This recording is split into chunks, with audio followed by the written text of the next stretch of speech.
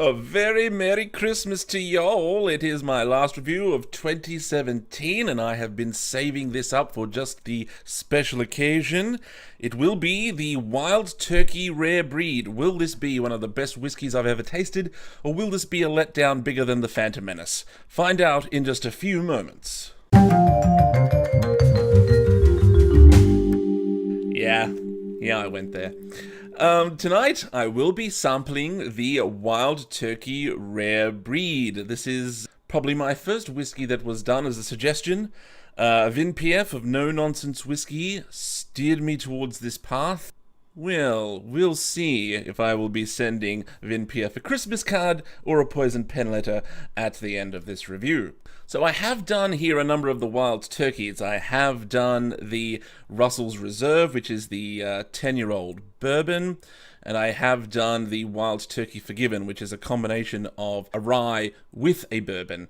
But this is the Wild Turkey Rare Breed. This is a barrel-proof whiskey. What does barrel-proof mean? Barrel-proof and cask strength, the terms are interchangeable. When the liquid is extracted from the casks at the end of maturation, whatever that ABV is, it is just kept at that. Whiskey is generally watered down in each part of the process. So you've got distill strength, which is usually around about 70%. Cask strength winds up being around about the 60 mark. And usually for sale to the public, it's usually brought down even further to around about the 40s.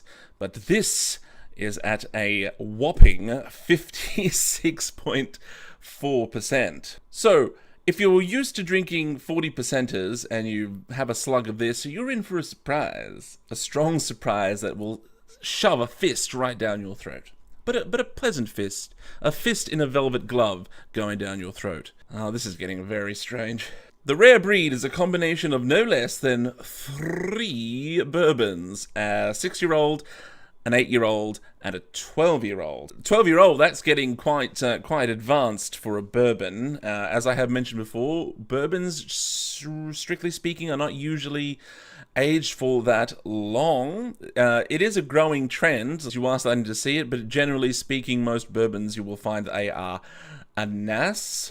So curious to see how that intermingling of 6-year-old to 12-year-old whiskies will intermingle on my tongue. Interminglingly. An interesting part of Wild Turkey that I have yet to mention is that the current public face of Wild Turkey is the actor Matthew McConaughey. So the cynical side of my personality, which I call Cynical John, he wonders whether or not Matthew McConaughey really drinks this stuff and is passionate about it. But you know what? When you think about it, it's probably more likely that Matthew McConaughey drinks Wild Turkey than it is that Mila Kunis drinks Jim Beam. Enough of these pitiful maunderings. Let's turn around, have a look at the bottle, and see what we're dealing with. The true, bold spirit of Wild Turkey has been captured in this authentic barrel-proof whiskey, creating one of the finest bourbons in the world. This is uncompromised Kentucky bourbon, handcrafted and uncut. Rare Breed is a real whiskey legend. Uncut, that's just another way of saying they didn't add water to it after maturation.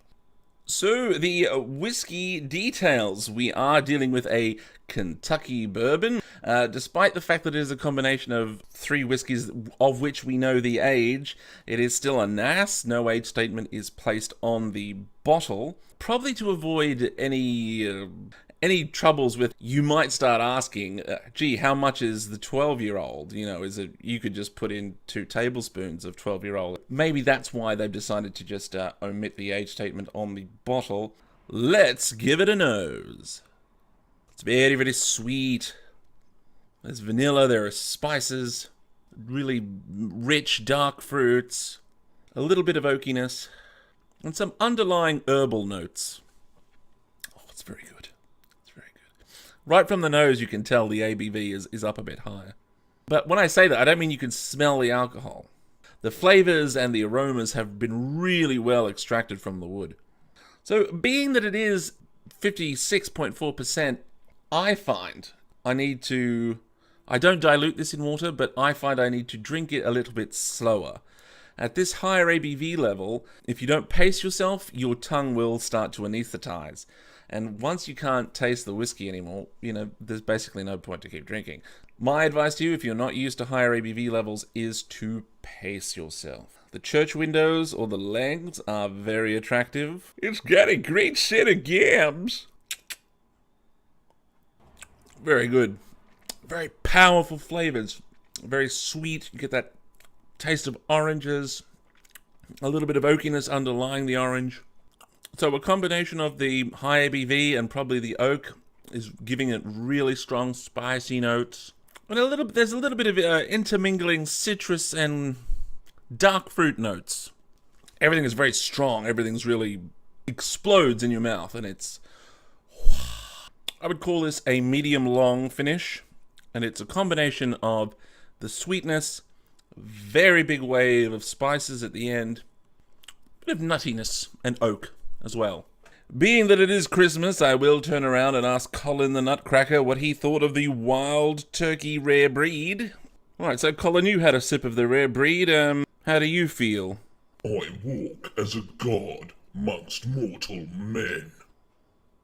Yes, Colin does have a sense for the theatrical. Well, the Wild Turkey Rare Breed. What did JDC think? It is pretty darn good. The high ABV means that all those flavors are coming in fast and furious and strong. It's not eviscerating your voice box somehow. Oh, it's very good and very Moorish and at a very reasonable price point too, I may add. And in fact, yes, no, I think I will. I will say that this whiskey is outstanding. Well, everyone, that is my last review for 2017. It's been a great year.